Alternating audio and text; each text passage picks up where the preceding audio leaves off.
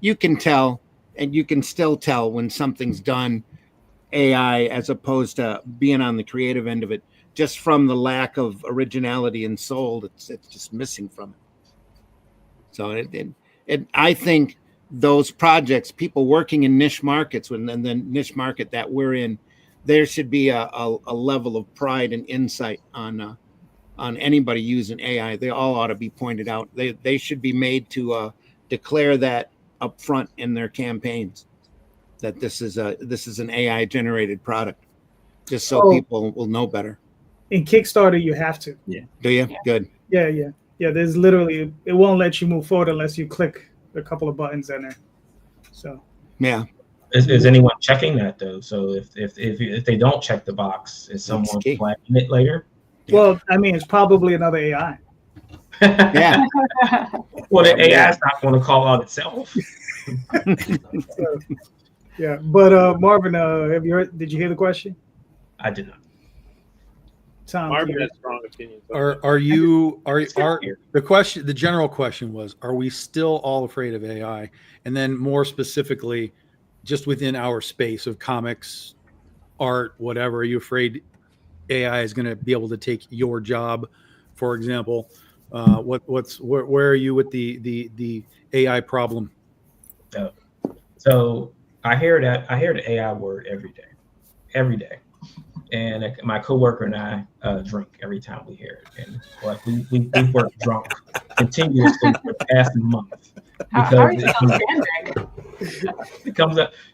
So and because of the nature of the things, like I have to go and I have to research AI as a thing. And when I hear about like how much water, how much electricity, like the infrastructure in the United States can't handle the server farms that they're putting up for AI.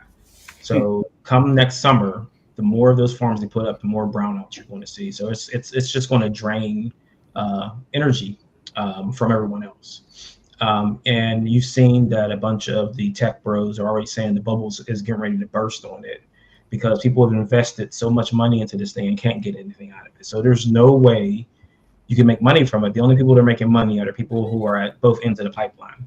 So anytime anyone is selling AI to someone, they're going to say, well, we're going to sell you this package, and then we're going to sell you this package to undo it, because eventually you're going to have to stop using it because the thing is it's not trustworthy. You can't trust it. Like it can't run a vending machine. It can't run a self checkout. It can't do takeout. It can't do anything that it's supposed to. It has to think unless it's being fed. So recently, I think Lionsgate got burned because they paid all this money for an AI to make movies, and we're told that they don't have enough IPs to feed the thing. They said Disney doesn't have the IPs to feed the thing, so you can't feed it enough for it to churn anything out that's going to be acceptable.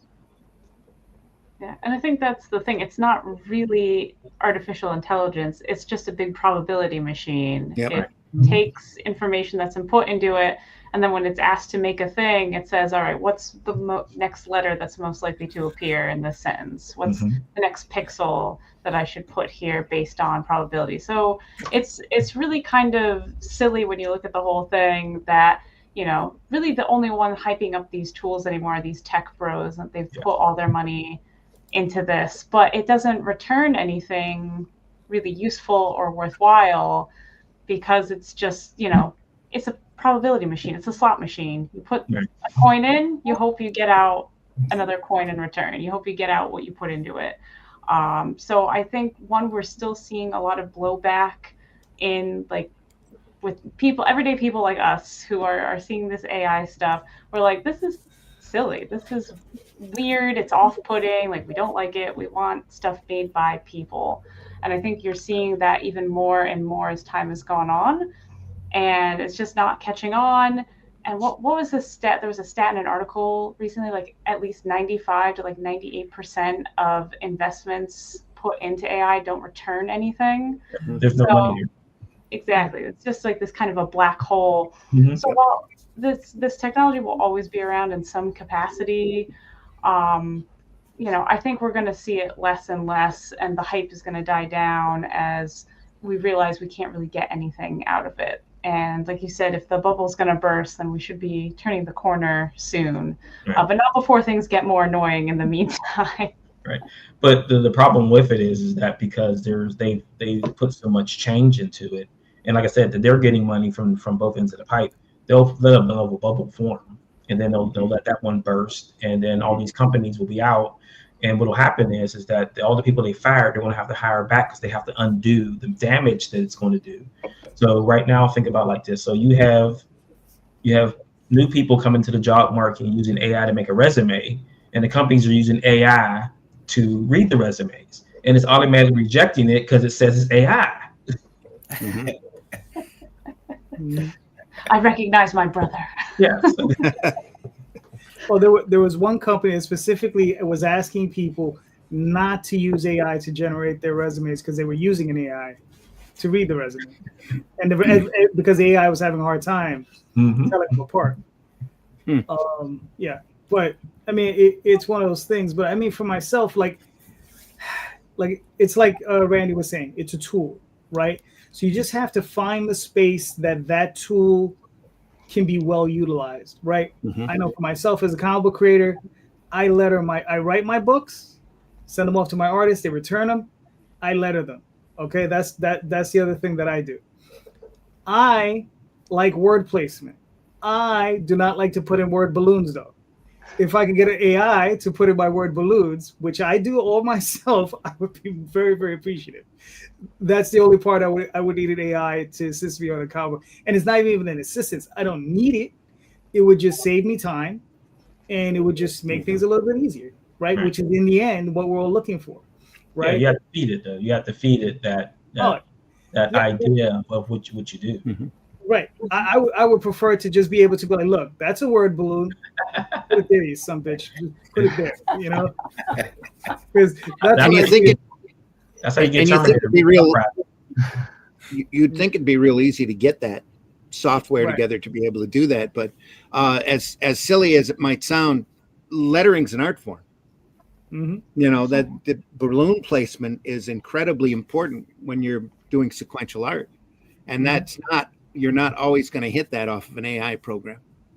Well, no. Well, what I do is the word placement. So I will put the words in, so it would know where to put the balloon. You know what I mean? It would just follow the balloon. You know. Oh, okay. Yeah, I agree. I agree with you. Spacing. Right. I agree with you that drawing the word balloon is the most annoying part of making comics. Yeah. You know, and it's so boring and repetitive. Yeah. The other thing is like, you know, I know we're making a lot of light of it, but one of the things that I've discussed I'm not necessarily a proponent for, but what I will say is this: those people who really learn how to use AI and who are talented, you understand, who are talented, will be able to utilize AI in ways that will probably astound us. Already are, probably in the speed they're going to be able to do things, because you know, everybody's heard, you know, you can put in a prompt, right, feed it to an AI and it'll spit out a novel, right? If you know how to edit, if you already know how to write, let's say you could write out, you know, a 5-page prompt, feed it to the AI, it can spit out the novel. If you already know how to write, if you know how to do dialogue, you know how to do pacing, you know how to do all these things already, you can sit there and edit that thing into something readable. And you could probably do that within a week. So you could probably get some. You don't need to make it readable. Twilight was a success. Okay. No, I mean, let's be real. Some of the books coming out now. Some of us have standards. Some of us have standards. But I'm just saying, if you really have those abilities, just like if you find someone who's feeding image XY, you can have a photographer going out there feeding images into an AI, and you know, it'll be able to create all these other weird images. And if they know Photoshop well enough, right, they might be able to do some fantastic stuff in it, right? We don't know, right? So those are the things I'm talking about. Even if you get a team of 3 or 4 guys who really know how to use this technology, if you get one guy who knows how to lay out a page, rough layout, and you could feed it in, and let's say one of these companies gets together with I don't know, Marvel or DC, and they say, well, all right, we want this comic book drawn like John Buscema. Boom, and it can hand you the page drawn like John Buscema by a guy who knows how to do a layout, right? And then you'd have another guy who maybe knows how to like fix the coloring, or maybe go in and like touch up whatever needs to be touched up, right? But one of the problems you're going to have with that is, since the laws are always behind technology, what happens when those things go to copyright? Right. No. Well, hold on. My other argument is that That's another question. No. My other argument has always been like, you have to wait until Disney gets into that game. Yeah. You understand? Once Disney gets into that game and they have their own AI system, they're gonna feed all these things in there, right? And it's only a matter of time before Jack Kirby is reborn, before George Perez is reborn. You understand? It's just a matter of time. And then look, and those companies may do something like talk to those families in advance and say, listen, we're going to cut you. Yeah. Right? So they're going to have to pay a royalty of some type, for sure. Right. And if they cut in those families, they're not going to complain. Right? What's anybody going to be able to do? It's their property. It was all work for hire. Right? And that's the scenarios that I'm talking about. But that I still think we're 3 or 4 years away from that at minimum. You know, because the way they talk about it is the level, the way the technology is growing. I mean, if it's able to grow the way they keep saying, but who knows? I like traditional, so we'll see what happens. Yeah, but you know, they did not move forward with any of the shutdown laws either, like the kill switches. So once the thing gets out of hand, you're not going to be able to turn it off. Hey, you know, what is it? Skynet is coming. Yeah. Right. I mean, so all those things on Facebook where they're like, hey, show your pictures from when you were 6 and when you were 60. Don't do it, because now they've got your face. There you go. I mean, at the end of the day, though, you know, what are we doing this whole comics thing for, right? It's because we like the whole process of making it. There's something important in that. So even if these companies are going to come along with that technology, I think there's still the point of making comics is it's the honing of your craft, putting in the effort, putting in the time to make the thing. And that's the important part. Yeah, there's a book at the end that people read and we want them to read it and enjoy it. But the making of that book and everything that went into that is just as important as the book itself. Even if the end reader doesn't realize all that on the upfront, it comes in through the final product. So, you know, these AI machines and whatever, they're going to keep doing what they're doing. But is it going to have the same worth and value as something that a person made? Like, we can bring back Jack Kirby, but what if there's a new person out there that could make something that could be just as beloved in the future, you know, because they put in the effort to make the thing. So I think in that way, you're always going to have things made by people are just always going to have that edge and advantage. And that's going to be what people really gravitate towards and remember. No, I agree. And you make a great point. And one of the things that I think we always need to watch out for, because we already have it and we've been having it for years, we have these people, because I don't want to refer to them as really as creators, who come into this business, right? Because it is a business for many. It's not just an art form, right? Because I consider it an art form, and I'm sure everybody here does too. But there are people coming into this business who look at it just as a business, and they're just here to grind out as much money as they can out of it. And they're going to do it by spending the least amount of money and doing the least amount of work they can. And you see them all the time at shows. You see them all the time on Kickstarter. You know, they're out there. You know, and they're constantly talking shit as to how great their stuff is. And it's usually the biggest steaming pile of crap you could ever come across. Oh, yeah. So, yeah. And those are the guys who are going to be primarily using this technology. You know, and there's already several of them on Kickstarter already doing them, who've been in the game for 30, 40 years. Well, every technology, though, has that kind of abuse at the start. You get the greedy SOBs that pop in that try to. Well, comics is notorious for that. Anytime that there's a trend, there's 15 imitations right off the bat. You know, look at how many funny animal books popped up after turtles, and how many of these guys went out there and abused the system with really inferior black and white product for like Solson and those guys, Blackthorn, and just companies that names just escape me, that just threw books together thinking that the retailer was going to think it's the next turtles and, you know, buy a crap load of it.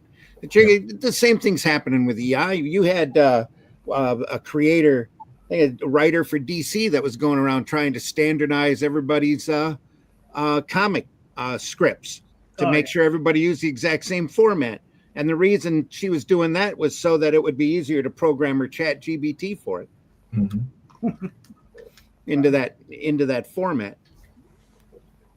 But you're seeing this, the abuses are already happening. It's a matter of, you know, how we handle that, call them out, sue them, whatever you have to do in order to secure your personal, you know, rights and your personal IPs. Yeah. The thing that's really crazy now, though, is you can steal styles, and that's just incredible. There's a big class action suit with a bunch of artists, especially in the fantasy community, that are suing over them stealing their styles. And that's going to be real interesting to see how that settles out in court. Yep. All right, we'll see. So, Tom, what do you think? Your question. So for me, I've talked about this a long time. You really have to. There's always the moral part of it. There's the stuff that Marvin was talking about, the environmental part of it. But when you're in the game, really, it comes down to the end user. It's who's buying it. Can you convince somebody to buy it? You know, hey, I made this thing on AI. I made an art print out of it. I'm selling it at a con. Will you give me $20 for this? And I think right now we're seeing that for the most part, that's a no. Not a no across the board, but it is a no for the most part. What I'm seeing is, and I'll tell you, I've watched AI stuff. It's been a year and a half since this stuff really launched. And we used to get, you know, noodle fingers and, you know, stuff sticking into your brains. And now we're watching movies a year and a half later that look quote unquote good, right? Like the AI stuff that I've been seeing in art is, I mean, just taking leaps and bounds month after month after month. I look at something will just come through on my page and I'll be like, holy shit, who is that? And then, you know, I go and take a look at it and it's like, oh, it's an AI guy. Of course it is. So, you know, but even though it has, you know, hundreds or thousands of likes, it doesn't mean that that's translating to anything like we've talked about. It doesn't translate into a monetary value at the end. So I think ultimately it's going to be, what does the end user want? Will they accept that as a thing? There are some examples of yes. There are more examples of no. It will come down to whether or not these IP hubs come down on these AI places. We've already seen it where Disney's come after, I think it was Midjourney, for not for the AI, but for producing IP infringement. You know, they were producing Spider-Man and whatever, right? So, hey, if this is what's coming out of your stuff, that's our IP. You can't do that. Right. What I find really interesting there is, why are they coming down on the AI and not the fan art people at cons that are doing the exact same thing? So if one of these things, if they get any traction with this whole thing with the IP, that might create a completely different domino effect going the other way too. Maybe, but right now I think you're seeing Disney looking at it as the difference between mass production and art.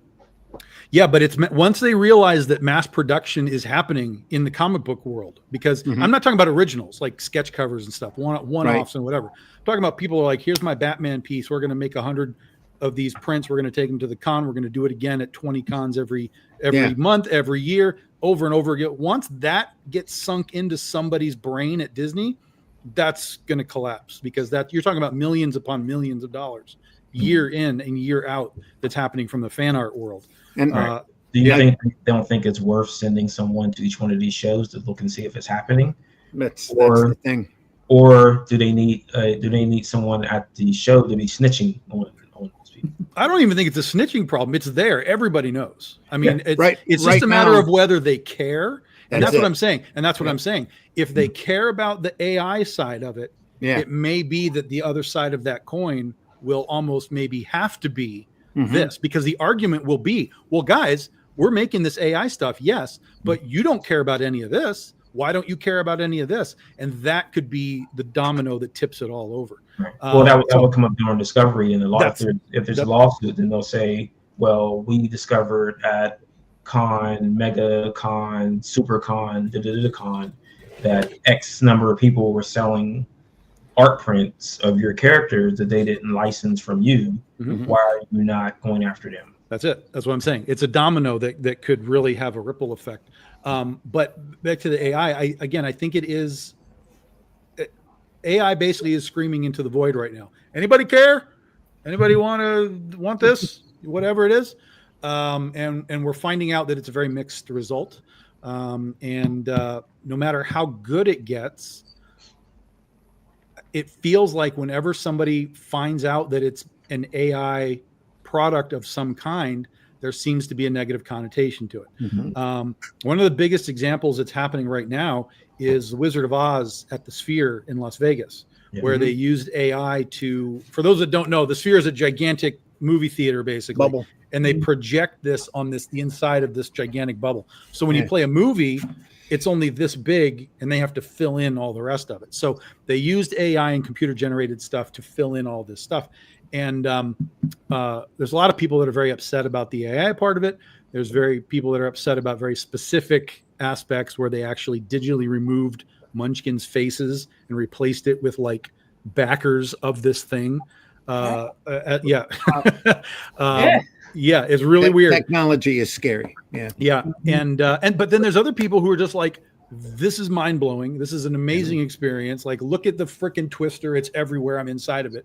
And so again, it's like you've got like this sort of weird 50-50. Yes, we like it. No, we don't.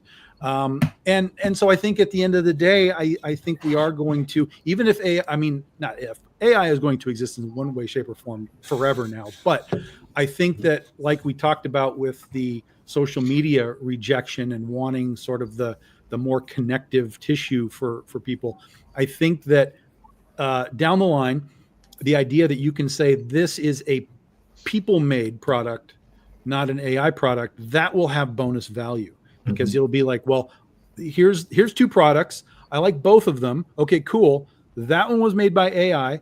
This one was made by these 4 people. Which one do you want? Oh, that was made by people. I think people are going to gravitate that way. Right. And there's one thing that like people are missing from the AI movie thing. Now you lose costumes, you lose props. So now you're makeup artists. So you're removing things from that process. Now, when you have your award season, what are you giving people awards for? Because no one did anything. Right. Yeah. I mean, the thing, Tom, the thing you were mentioning earlier about Disney going in and claiming their copyrights at conventions, it's funny because I remember having a conversation with Daphne, and she was telling me how they were using Etsy, right? And Etsy, these people on there, they would create Disney products, like they would put like little gems on the ears or whatever, and Disney would use them as test marketers, and they would go in, look at the stuff they're moving and selling, and then Disney would then adapt that stuff and start putting it out. Yep. And there's absolutely nothing these people could say to them because it was their product anyway. Yeah. Right? And I mean, and there's no real alchemy to it, but we do have the alchemist of Aurelia. There we are. Wow, that's a transition. Woo! All right. So do you want me to play this video, Melissa? No. No, I don't like to see myself on video, but yeah. So I got this running. I'm going till Friday, so we're in the last home stretch. It is an Ottoman Turkish fantasy adventure series. It's a book-loving wizard and her familiar have to go on a quest to thwart a witch's revenge, and they're really hoping that this old legend is true so that they'll have a way to actually defeat her, because otherwise, if it's not true, they're going to be sunk. And shenanigans ensue. And then tragedy. All right, cool. Now, you said this is the first 4 issues in the series? Yep. So this is the collected edition of those first 4 issues. It's going to be over 180 pages. There's also some bonus content and like additional short comics. We also have like mini strips in the back too that are like humorous little background takes on things in the story. We're going to have what else? There's a lot in this book. See, I can't even remember everything that's going to be in this very special, very nice looking book. There's going to be a map of the world. We've never really had a map fully realized, so we're going to put out that for the first time. There's going to be a lot of good things. So, yeah, make sure you check it out. All right, cool. Now, the 4 issues, is this the complete story? Is this one part of the, like it says volume 1? So is there going to be a volume 2? Oh yes, absolutely. So this is kind of think of this like the first arc of the story, and then issue 5 is going to be starting the next arc. So this will be the collected edition of that first bit where we're getting started on the quest. We're getting the party together. So this is a perfect time to jump on board, especially if you're new to the series or if you've been away for a while, and to come in and get the story so far to be ready for that issue 5 when it comes out. And I've got pins, and they're going to be sparkly, and I'm really excited because I've never made a pin before, so please get pins. Nice. All right, cool. I mean, all right. So, I mean, just out of curiosity, like, what is your release schedule looking like? Do you release quarterly, biannually? Oh gosh, I wish. It's been kind of held up. It's been like a year, like 1 or 2 books a year. So I also have another series as well that I'm going to be leaning into hard next year because it takes place in 1926 and it's going to be 2026. So it's going to be the year of Black Ball, and we're going to have a good time with that. So they do come out regularly, and I do make sure to keep everyone in the loop about what's going on and what I'm working on. So yeah, I try to keep it going. It's tough with a day job, and then you pick up other projects on the side. So, but I keep it moving best I can. Okay, I know that feeling. Oh yeah. Oh yeah, the day job. Ugh. Yeah. What a bother. Seriously, it really is.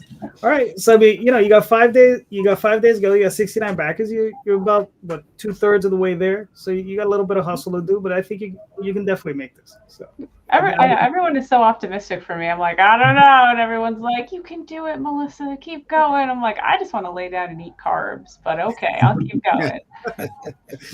As long as those carbs include chocolate, fine. Oh yeah.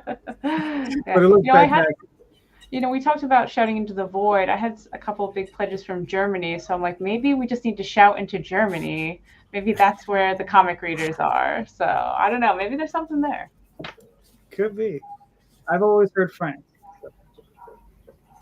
I know we've got Atlantean being translated for the Brazilian and the Danish market.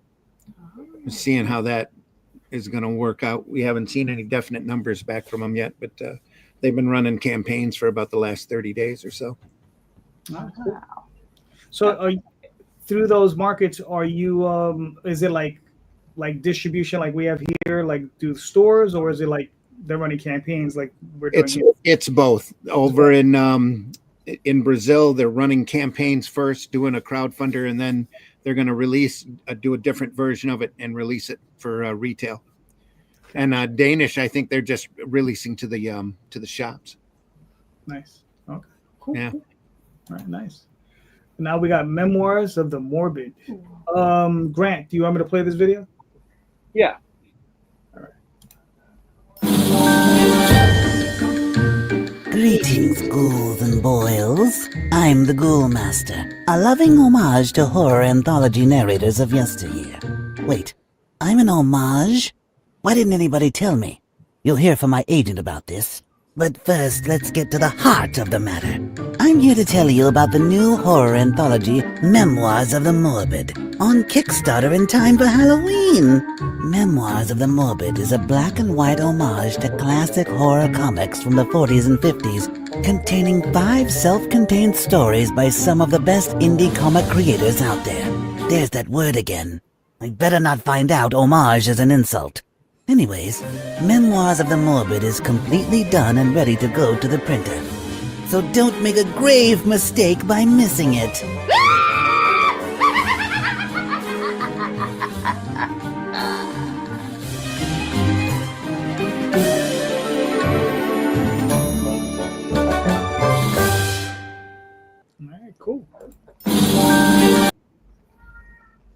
All right. So Grant, walk us through it. What do we got? Yeah, so as he said, it's an homage to EC comics, which were horror comic books from the 30s and 40s.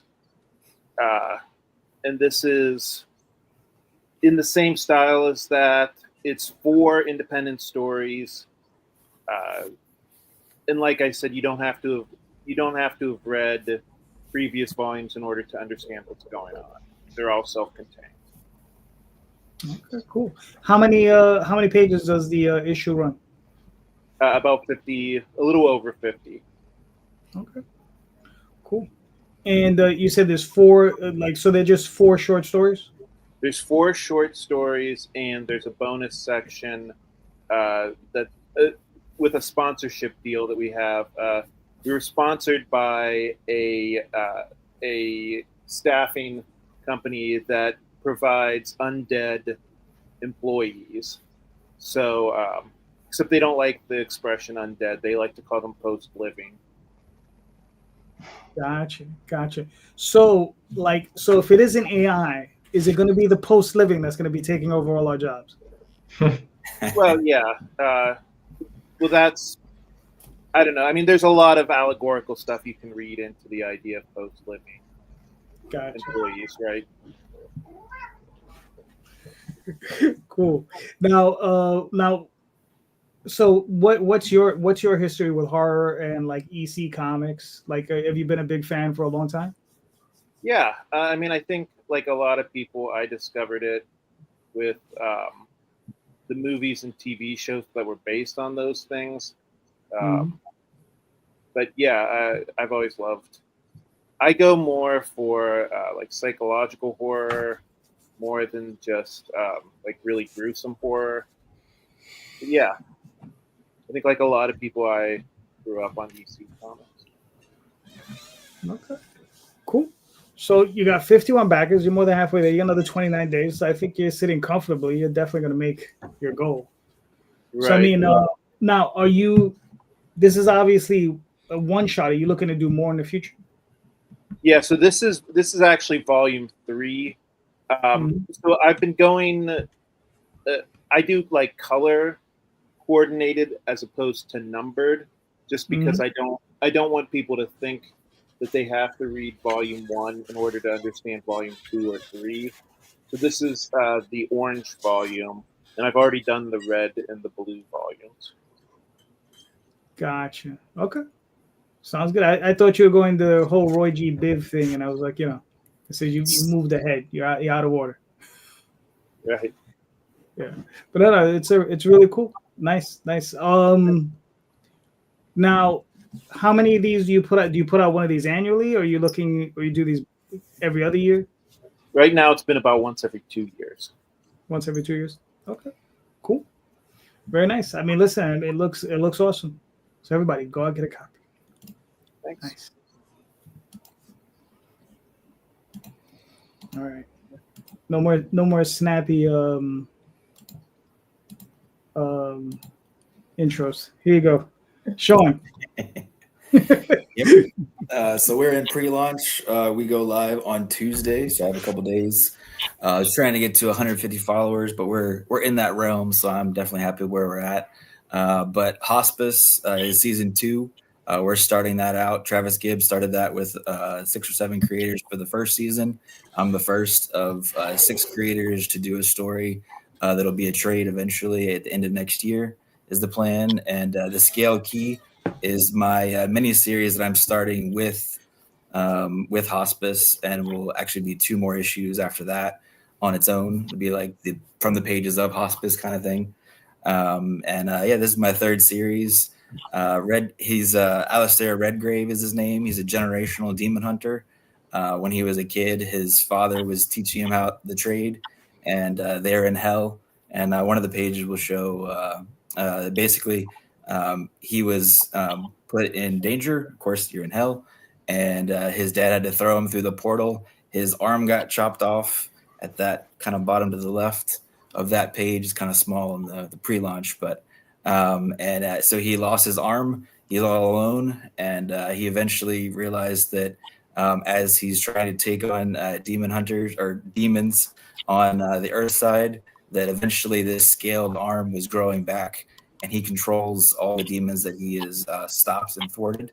And so it's kind of like Devil May Cry meets Hellboy with a Pokemon-like twist. So a lot of things mashed up together, everything that I like. None of my other characters have been the anti-hero, the punk rocker kind of sarcastic and just the cool guy that everybody wants to be, kind of thing. So I let loose on this one, and it's just a lot of fun. And this is actually that cover is my my artist. He's my inker and colorist for the entire book, and he came up with that crazy cover, and I love that. That cover by itself is just insane. No, great job. You did a fantastic job. Looks good. When are you launching? 2 days? Yeah, Tuesday at 10 a.m. is the plan. Gotcha. All right, cool. Well, you got 131 followers, so I think you're in a good spot. Yep. Oh, yeah. Very nice. Very nice. All right. Now we have. All right, this guy. I don't know about this guy. All right, Marvin. What? Am I the new JD? Huh? You said, I don't know. You know, show up a half hour late. What do you expect? I was on another stream, man. But it's not my fault. I double booked. It is my fault. Never mind. Do you want me to play this video? Sure, you can play the video.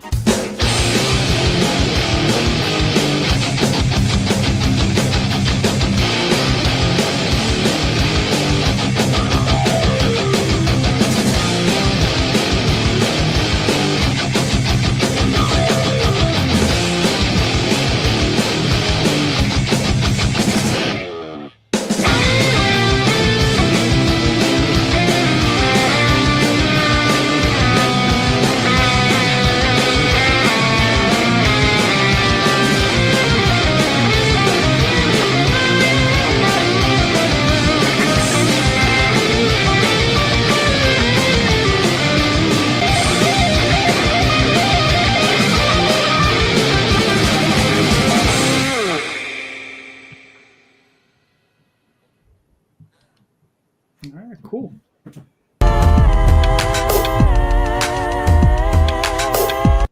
That's enough of that, Marvin. Anyway. So walk us through this, Marvin. What do we got? Sure. So this is the 1/18th Blaine action figure and one-shot comic. So action figure is 25 points of circulation, multiple heads, multiple hands. So he's got trigger hands, he's got fists, he's got slapping hands, because you got to slap people sometimes. You got Wayne Brady hands? Yes. Yeah. So you can get into all the cool poses. So, I've got listed on there all the articulation points. And it includes a one-shot comic called Blaine High Stakes, where Blaine is headed to Las Vegas to extract someone who's running their mouth about the edge. So he's got some information he's willing to sell on the market. And, of course, he went to Vegas to do this. All right. Cool. So we've got the main figure. We've got army builder sets. I just actually was just revealed a new set of army builder figures on the last stream that I was on. Nice. So how long have you had this in development? Since 2019, I believe. Yeah. Yeah. Okay. All right. Each figure it takes longer than it should to order, I'll say.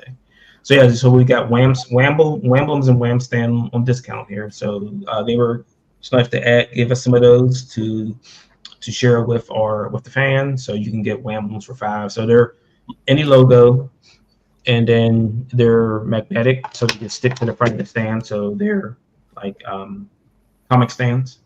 But he is working on action figure stands now.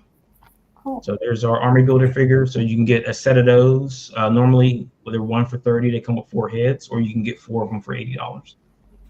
Okay. Now, are these actual figures you're buying, or you're just buying the little program to print it out? No, these will be actual figures. These ones will be polybag. They won't be make it cheap. Gotcha. Okay, cool. So we got the extra heads you can be added on. There's stretch goals. Mm-hmm.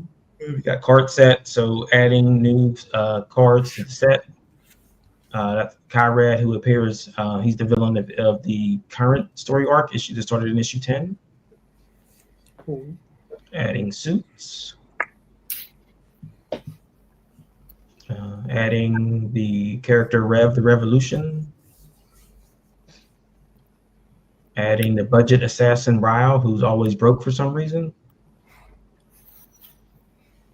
We got coffee again.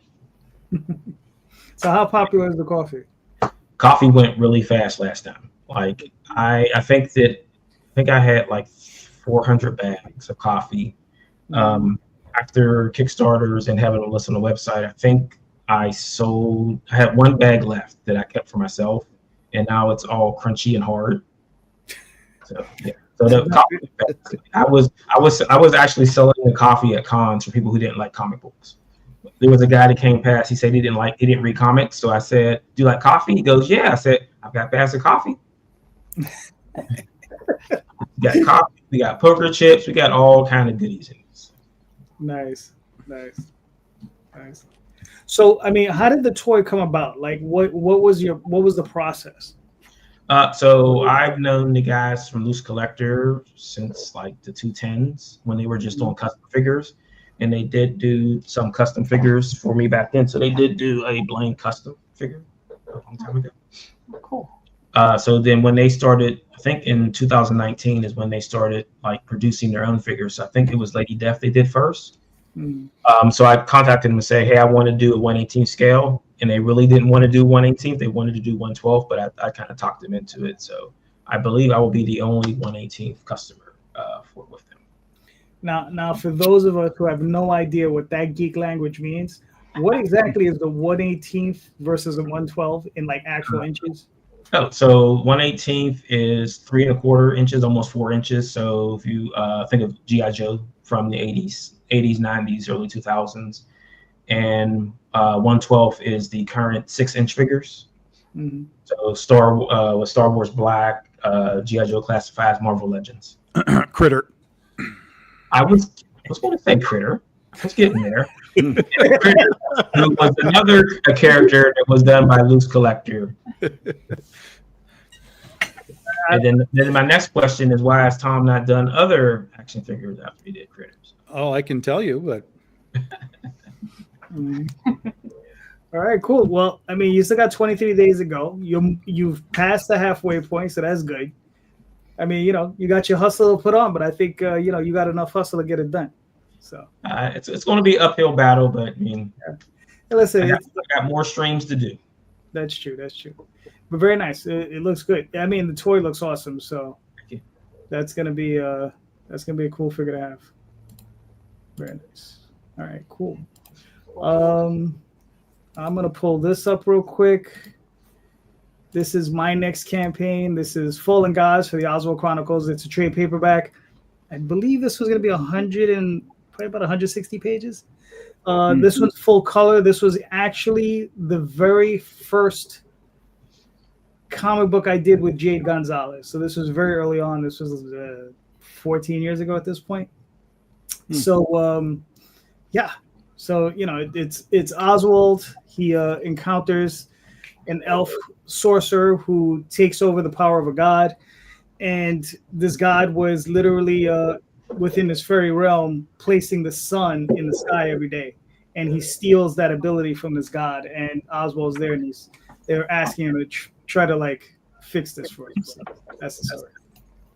But anyway, all right, Randy. Hey, I got something. Go ahead, Tom. Where? It's shared. In the bottom screen thing. I got it. I got you. All right, Tom. Yeah.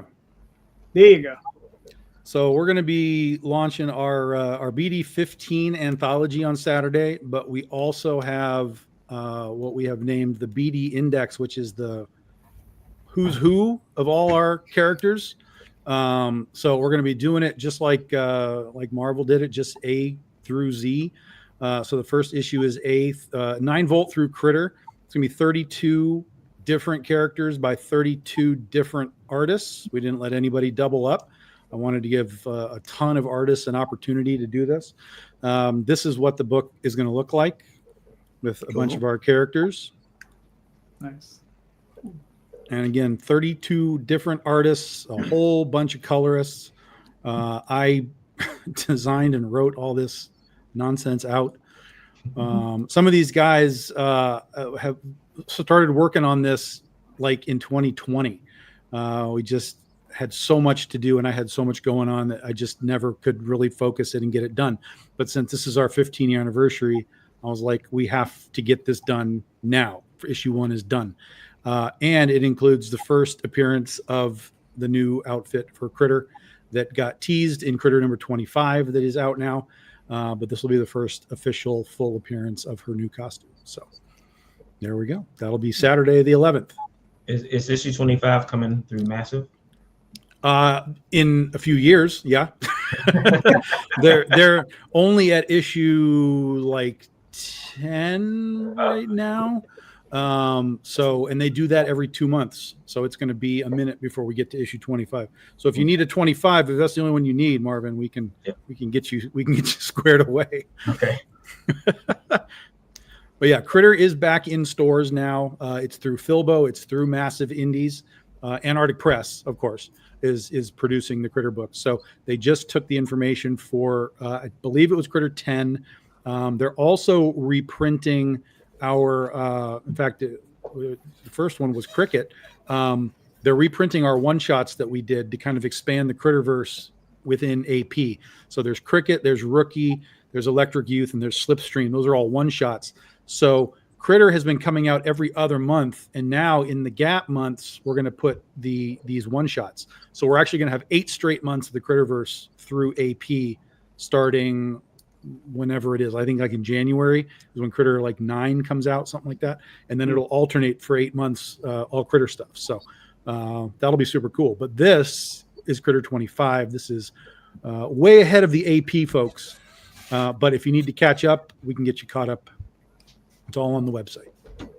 All right, cool. Now, how long is this campaign going to run for? Because I know you're notorious for doing 2-day campaigns. Yeah, it's going to be like a day and a half, and we'll be done. It's going to go till it's going to be 3 weeks. It's going to go till November 1st, and right as the last week of our campaign starts, Dren Publications is going to be launching somewhere in there the book that I did for them called Plan 39 from Outer Space. So in that last week, we're going to have my last week and the first week of that book. So we'll be doing a lot of yelling into the void for that week. A lot of crossroads. Okay, yeah. That's cool. Very nice. Very nice. Yep. All right, cool. Randy, do you have a question? Not really, but I can make one up here. We talk about yelling into the void a lot. What are your most successful things that you do when you're yelling into the void? What's done good for you? Okay. Melissa, I think you were up. Oh, geez. I'm not sure I have an answer for this because sometimes it feels very random about what does well and what does not do well. So, for example, I generally find that video works better for me. I think putting my personality a little more forward and talking to people more directly through a video seems to go over really well with my audience. I've thrown things out there like I did this sketch, but it'll get hundreds of reactions, but I might do like a finished piece that I'm really proud of and 5 people looked at it. Where would you post that on? Kind of all over. So now I'm posting mostly on Substack and Blue Sky and a little bit on Facebook. But back in the days of the Grams when I was on there, it was definitely like very hit and miss, like what got traction and what didn't. Even if I was posting in the same hashtags that were kind of popping off, like doing someone's draw this in your style or doing like, we're in October, so doing Inktober stuff.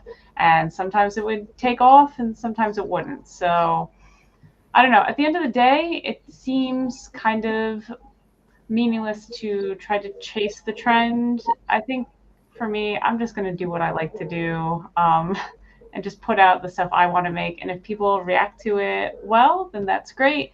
And if no one looks at it, well, I still made it for me and I still enjoyed putting it together. So I think right now that's where I'm falling. You know, of course, tomorrow I'll be like, I'll do anything it takes to get people to look at my book, you know? I hear you.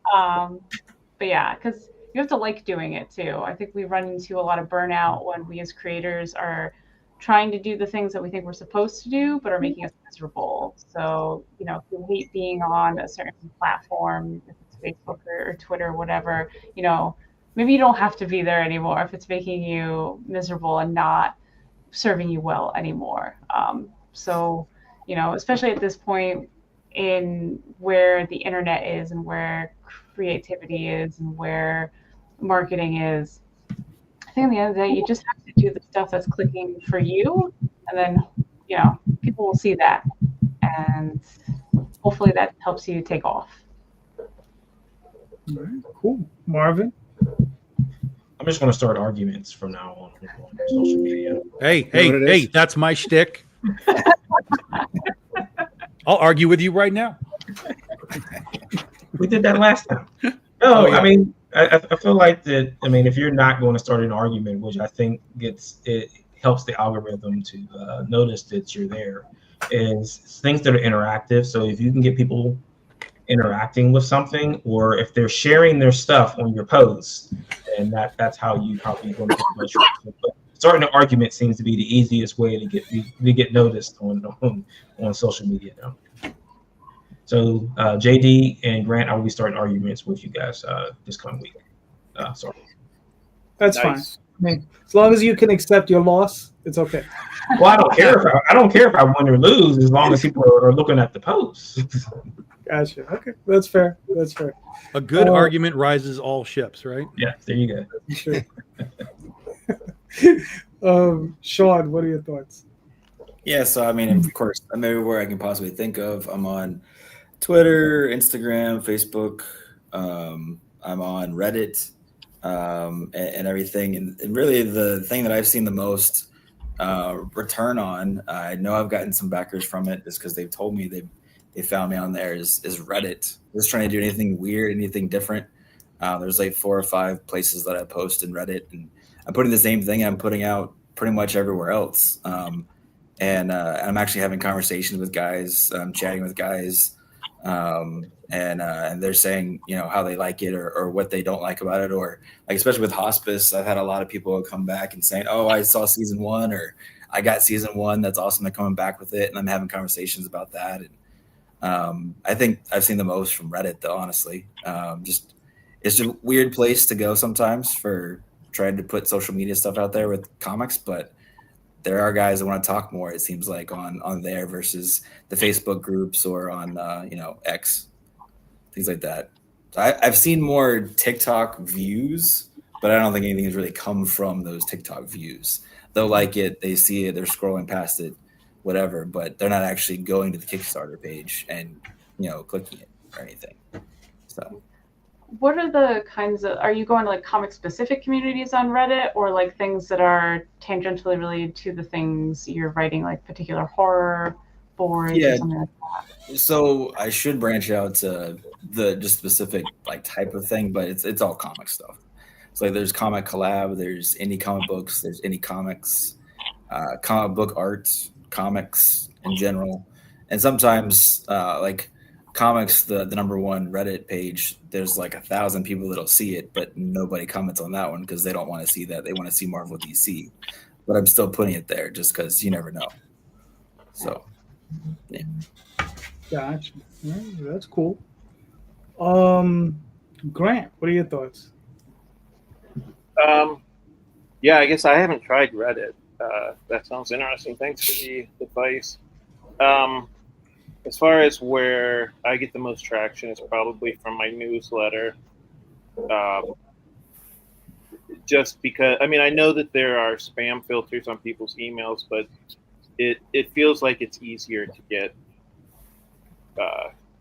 to people like that as opposed to, with social media where you have 1,000 different barriers between you and getting to your potential readers. But I also agreed with the opinion of be on as many of these things as you can, because variety is always good. I mean, the thing that I always say is, Coca-Cola doesn't care if you already know about its drink. They keep right on advertising. So never think to yourself like, okay, everybody already knows about everybody who's on my followers list already knows about my comic book. Mm-hmm. There are people who may not have seen the first 20 messages that you sent about it. All right, cool. Randy, Tom, what are your thoughts? I gave up on that a while ago, kind of like what I said when we talked earlier. So what I do is really a lot like what Melissa says. I just do what I feel like doing, and my thought process is simply, be engaging, entertaining, even if you are like, Marvin, and you need an argument to kind of kickstart that kind of stuff. I get tons of reactions from people whenever I tell them that a movie's a piece of shit. They come for me, and so that spikes all of my engagement on everything, because they're like, "What the hell's wrong with this guy?" And then they want to see what else I, am posting too. So, that's for me. Social media is that it's just it. I use it to me as it is supposed to be used. I posted about football today, posted about movies that I watch. I posted about the comics that are coming up. I posted about the turtle that I saved on the road. Like, I use it for the quote unquote way it's supposed to be used.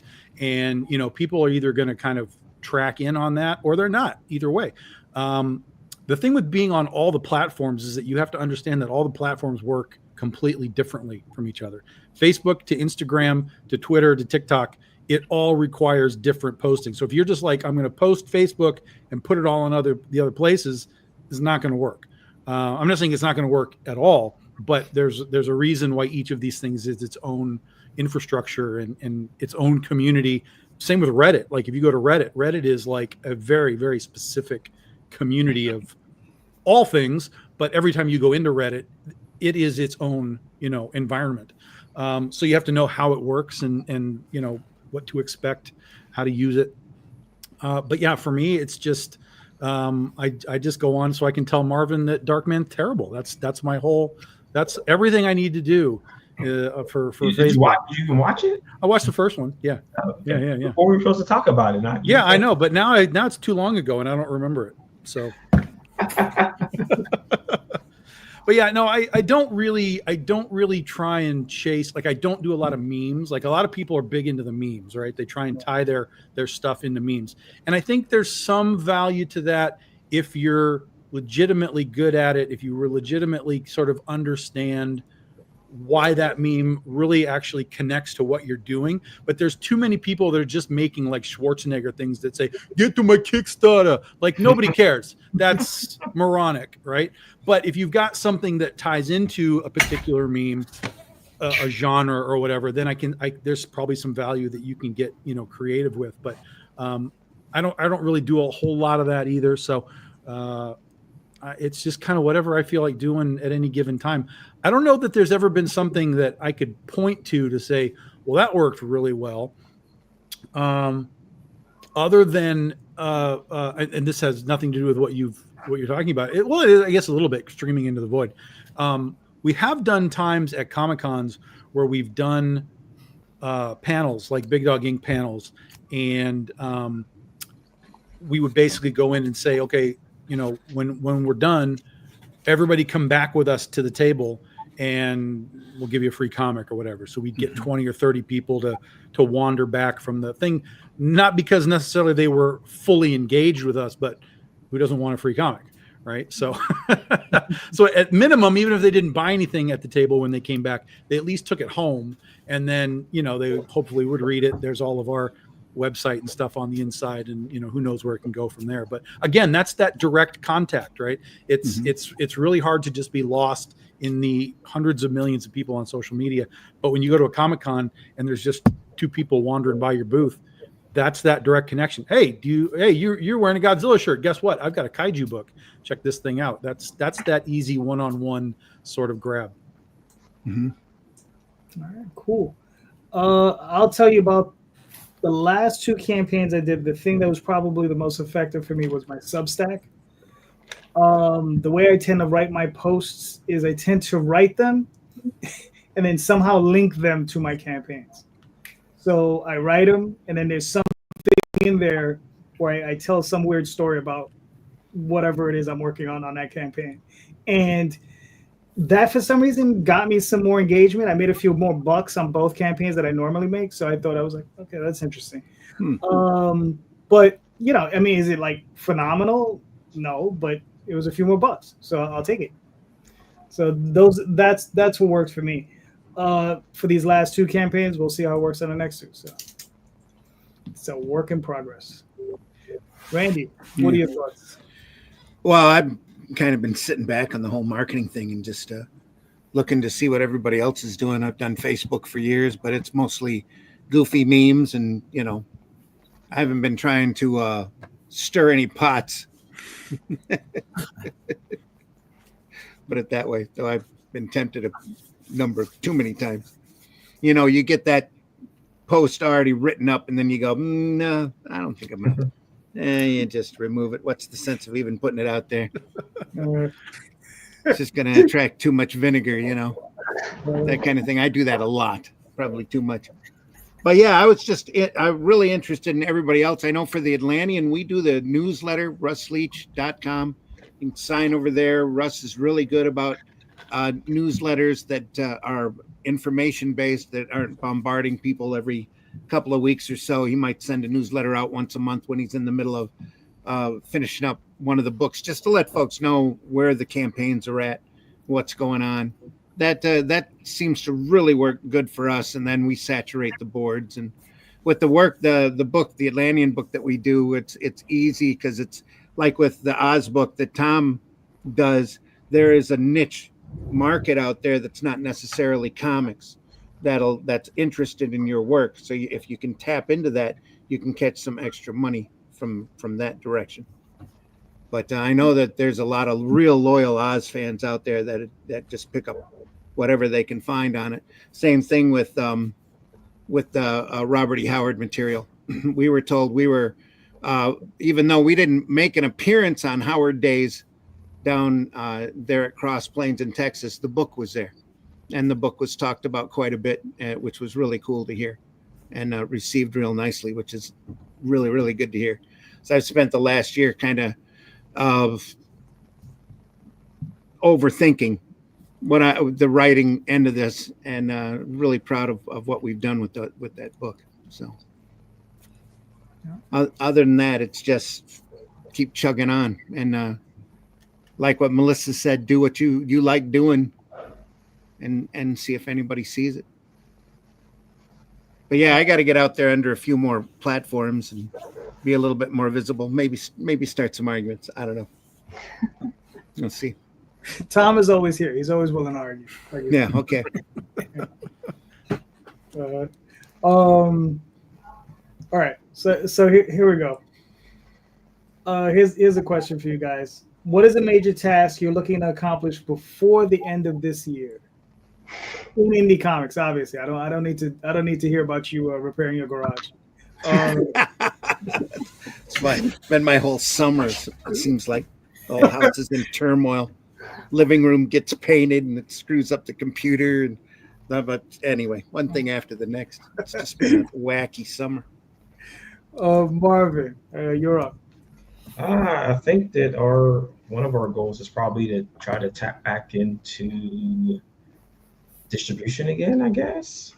I mean, it's going to be a task to kind of narrow things down and then see who all the new players in the market are going to be, because there's going to be three more shooting in here pretty soon. So we'll see how that goes. But I mean, really getting these Kickstarters funded, because we got 4 for Comicsburg right now. So we got to get these things done. Mm-hmm. All right, cool. So before we move on, who are these 3 players that are coming in? I can only tell you one. Universal for sure. That's the only one I got for you right now. Oh, okay. I'll have some more for you because the Comics Pro open house is coming, so I'll know some more then. Gotcha. Okay. All right. Fair enough. Mr. Inside Information, not giving out the info. October 23rd, 24th. I posted it into the Facebook group. So if anybody wants to sign up for it, you can. Okay. Okay, Mr. Now he's promoting. See this? See this guy? Unfortunately, the invasion happens on the 21st. So, Oh, that's right. Yeah. Sean, what are your thoughts? Yeah, so it's going to be at the end of the year, putting it together, and then we'll go live probably the first week of January is my first trade. So the Fog Within 1 through 4 is finally going to trade, which has been my goal since the beginning, is if I can make it to a trade, I can continue on. And I didn't think I'd be doing any other series as well. I'm doing 2 other series now in the middle of it. And it's been a wild ride, these 2.5, almost 3 years now. And I didn't really think I'd get past the first issue, really. And now we're at that trade, that final point. And yeah, January, the first week, that trade. That's been my goal, like I said, 2.5, 3 years almost. So I'm very proud of that. Cool. Yeah. Grant, what are your thoughts? Yeah. So our goal right now is just finishing Memoirs of the Morbid. I'm really focused on that. I like to be completely done with these when I go on Kickstarter, and that wasn't possible this time. But I'm about 90% done. So I want to get that done before the end of the year and send. All right, cool. Melissa? Oh gosh, I think it's going to depend on how this campaign goes and how much of a laydown I'm going to need afterwards. But yeah, I think something that's been on my mind lately is that I've done a lot of like the marketing and the promotion work a lot in the back half of this year, but I haven't actually been making comics. So I would like to shift my focus to actually working more on comics, which was the reason I got into this whole thing in the first place. And like I said, next year, I'm going to kind of make it the year of Black Ball because that's my 1920s series. It takes place in 1926. So I'm going to try to tie into it being 2026. And the goal is to get that series completely done, get the last 2 issues out, and then I can put all my focus into Alchemist of Aurelia. And it'll be nice to just have a completed series under my belt and to do it up in a fun way. Potentially with hats and costumes and party poppers. I don't know. We're gonna see how it shakes out. So some planning for that and actually getting back to drawing and making comics, which is the part of it that I love the most. All right. Cool. Randy? Immediately, Atlantean 4, getting that done. That'll be out before the end of the year.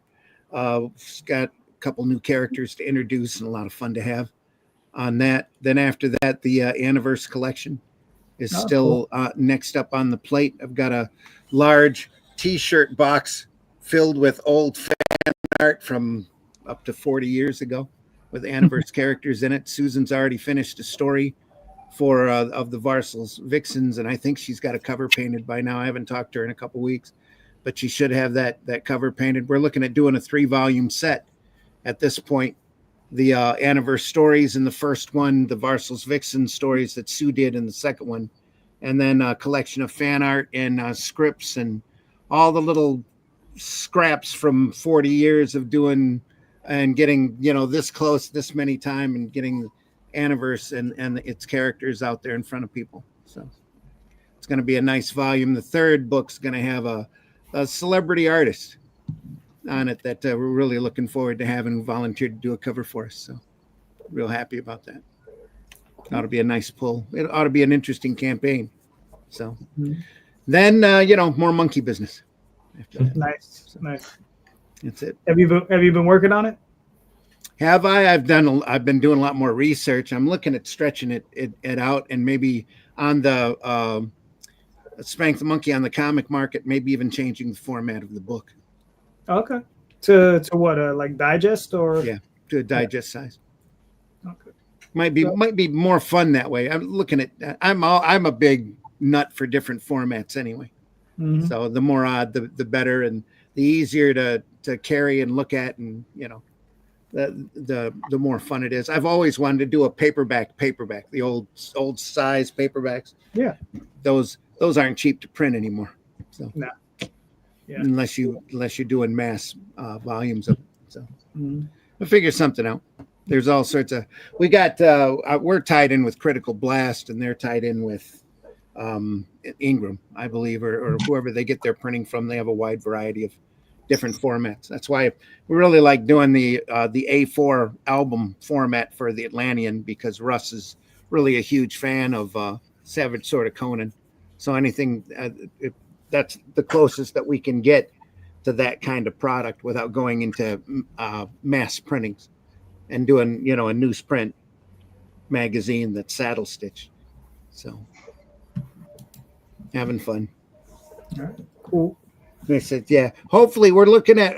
We're also looking at doing all three as a box set, which would be really cool. So I'm a big fan of that as well.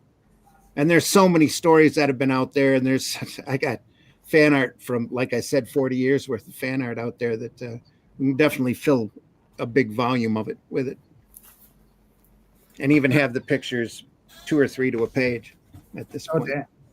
Damn. That's a big one. Oh yeah. All right, cool. Tom, what do you got? Well, next year is the 15-year anniversary of The Legend of Oz. So we're going to be really heavy on Oz stuff next year with the series with Volume 7, doing a spin-off anthology for it. So that'll be kind of the primary of next year. But then in June, we'll have the Shark book, assuming everything goes well this time. Shark book will be our first ever graphic novel release, OGN. So we're not going to release issues. It's just going to be the whole 100 pages, one shot. So we'll be doing that in the summertime. And then in October, so with the BD 15 anthology this weekend, we're introducing our a new book that we call the Amityville Sorority Sisters. So it's basically a very sort of grindhouse Tarantino throwback 70s 80s type of horror story with the house.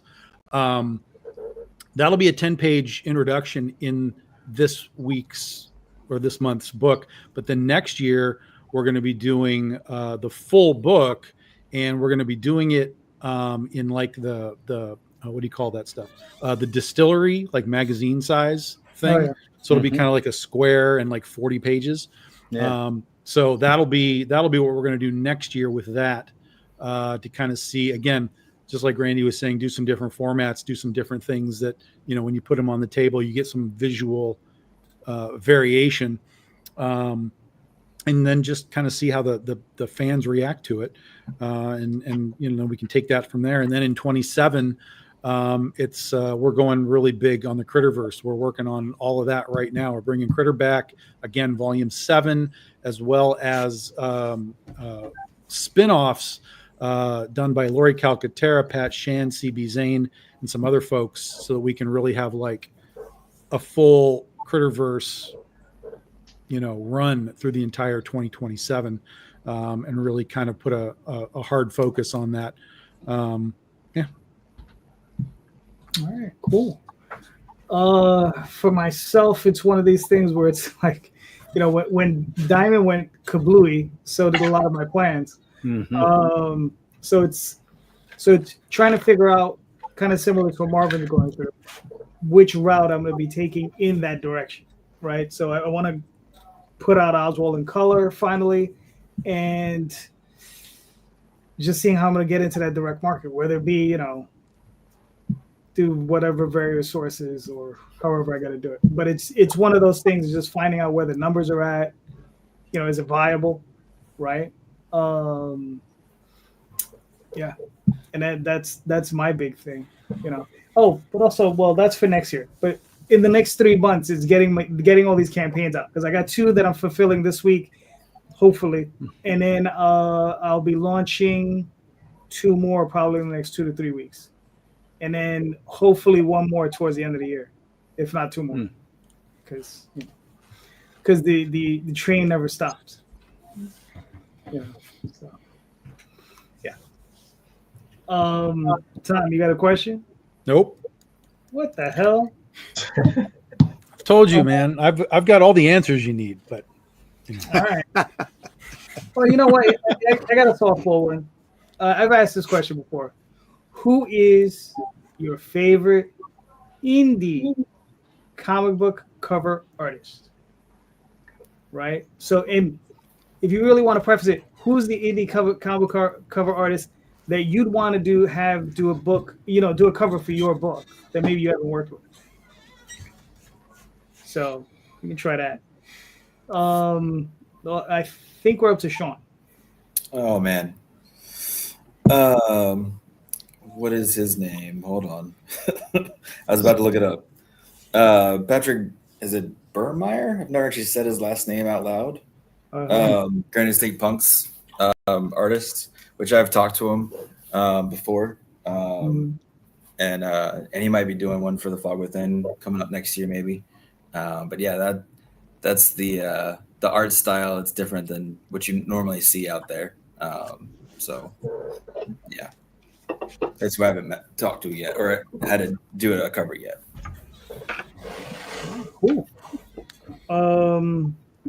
Grant. We can't pick somebody who we've worked with before. Yeah, I mean, you can, but it'd be nice if you pick somebody you didn't work with before. Oh boy. I mean, obviously, I mean, the guy that I really like is Daniel Mendoza, and that's, I mean, why I keep working with him. I'm trying to think of one that I really like who I haven't worked with. I guess the reason why is if there's somebody that I really like, I'll make it a point to work with them. So, you know what I mean? Gotcha. All right, cool. Melissa, who would you like to get a cover from, if anyone? I know you're own art. I have my own art. I guess a more confident version of myself. But I've wanted for years to get Angela Odling to do a Black Ball cover for me because she's told me in the past that she's really enjoyed the comic, and I think she's got a really cool art style. I think she would do something really fun for the series. I tried to hire a variant cover artist who I didn't know once, and they ghosted me after I said, well, how much money do you want? Like, I will pay you your fair rate. And then that's when they left, and I'm like, no, I'm willing to give you money. You're supposed to leave if I don't give you money. Right. So it's made me a little sheepish to try again. For me, I want to work with people I know and my friends whose stuff I like. So yeah, I think if I could get Angela to do a Black Ball cover, that would be fun. But yeah, mostly I would also hope that I could make better covers too, since I'm the artist. That's fair. Marvin. I'll see Angela next week and pass her some information. What?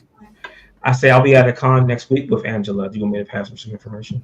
Oh yeah, tell her I say hi. We've talked before, but yeah, just tell her I'm coming for her. I'll say Kanan White, because I've been like going back and forth with him for a while, and he's always been busy. So hopefully he'll be unbusy pretty soon. So then, yeah, I'll say Kanan. That's cool. Randy. It'd be really nice to get a Anniverse cover from Wendy Penny. Well, that's true. That'd be pretty cool. That'd be pretty cool. If we're gonna dream big. Yeah. True. Tom.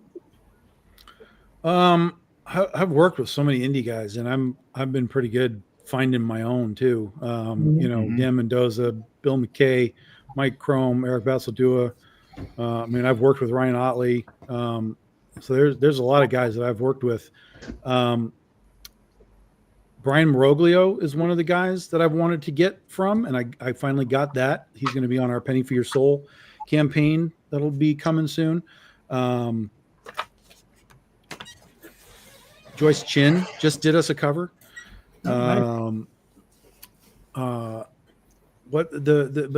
a guy that he's I know his name, but I only know him from this one book because it's happening right now. And when I saw the art, I was like, Jesus Christ.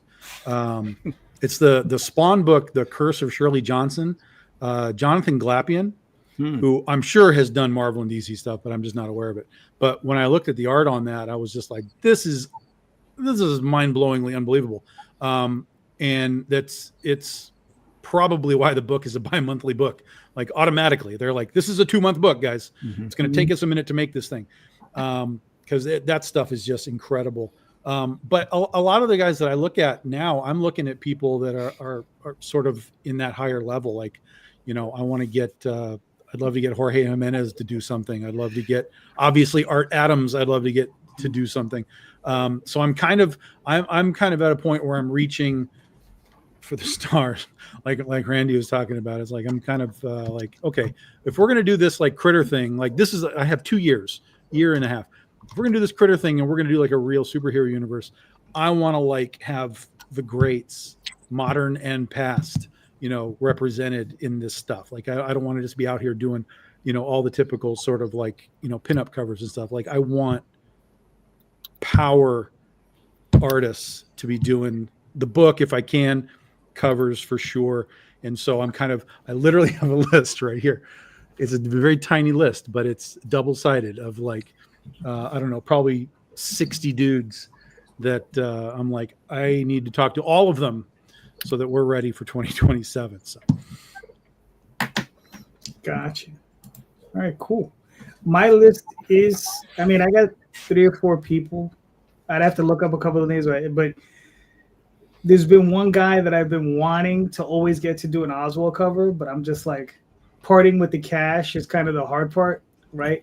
And as David Peterson, the mouse guard guy. There you go. Yeah.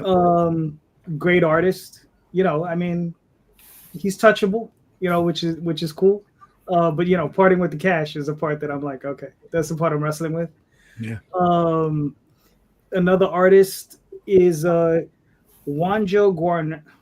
Guarnido, and he is the guy who draws Black Sad. And I would love to get a piece from him, but I don't even want to think what that would cost. Like I don't even want to think about it. Like, just frightens me. I'm like, I was gonna be like $5,000 minimum, and I'm just like, it's just one of those things where it's just like you got it. But for those things, man, those are level up moments. Oh yeah, right? Of course. Like if you can do it, not only do you do it, but you market the hell out of that thing. Like you make T-shirts and mugs and whatever image that is, you put it on 8,000 products and you market that to the Black Sad community at the same time as you're marketing it just to the comic book community. You know what I mean?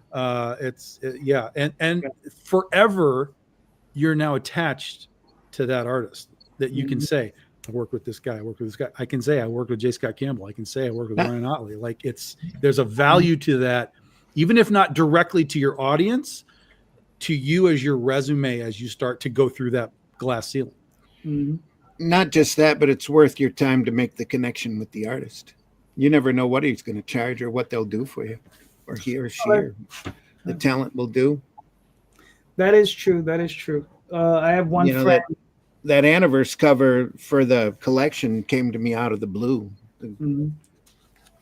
Passed each other on a show. Hey, I know you're doing great. Hey, you're going to collect Anniverse. I want to do a cover. No, yeah, that's okay. Cool. I got a friend. Know. He works with a painter, and of course I'm drawing a blank on his name right now. But they became fast friends, and he would quote him 1,000, 1,500, whatever. But what he would allow my friend to do is pay him like monthly $150. That too. Yeah. 10 months, and and he would do the piece for him. And the guy was always good for it. So so he's got like 3 or 4 covers from the guy. So when I was doing the Flint Comics newspaper, we were hitting our 50th issue. Took George Perez out to dinner at a con. Hey, you want to do a cover? Okay. There you go. There you go. You never know until you ask. This is true. Yeah. All right, everybody.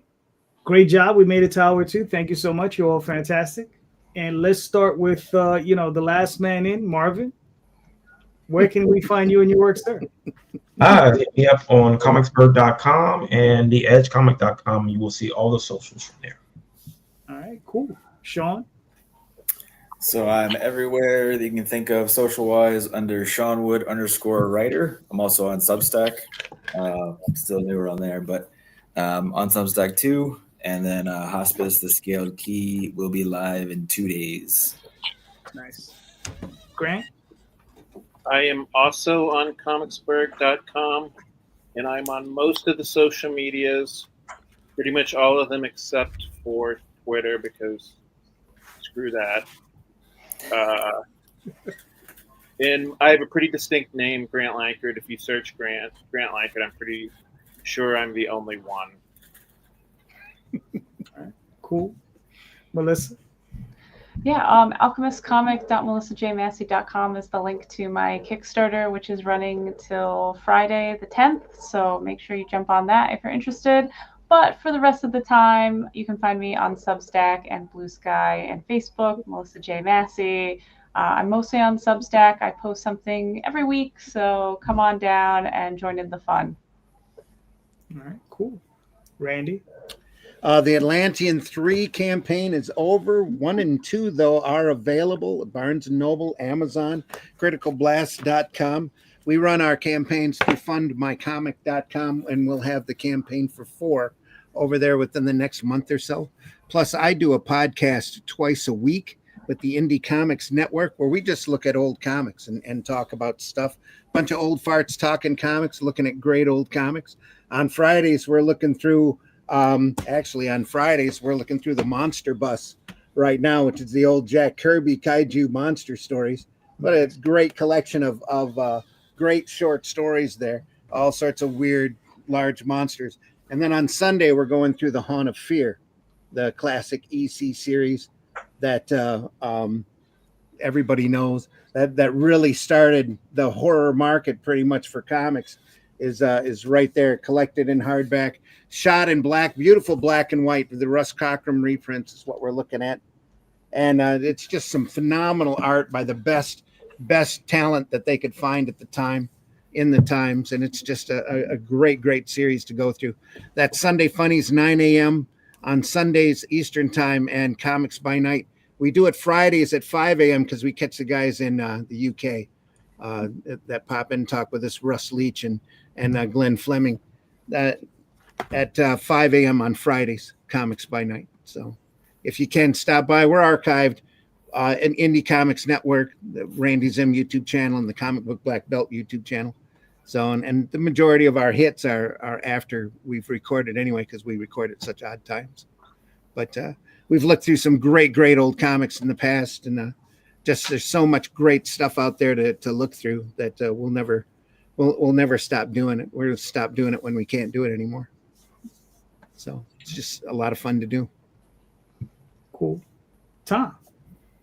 BigDogInk.com. Get your back issues, trade paperbacks, whatever you're looking for. We'll be launching October 11th, the BD15 anthology, noon Eastern time. It'll run for 3 weeks. And then, like I said, right at the end, I think that Sunday or Monday before Halloween, Dren Publications is launching Plan 39 from Outer Space, which I wrote and art directed. So we'll have a couple of overlapping campaigns running at the end of the month. All right, cool. And you can find me on the OswaldChronicle.com, TallTalesOnline.com, Facebook, Twitter, Instagram, DeviantArt, all those different places.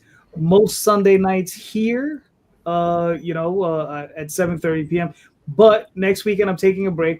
I'm going to take the weekend off. We will be back on the 19th. Break? What's up with that? What?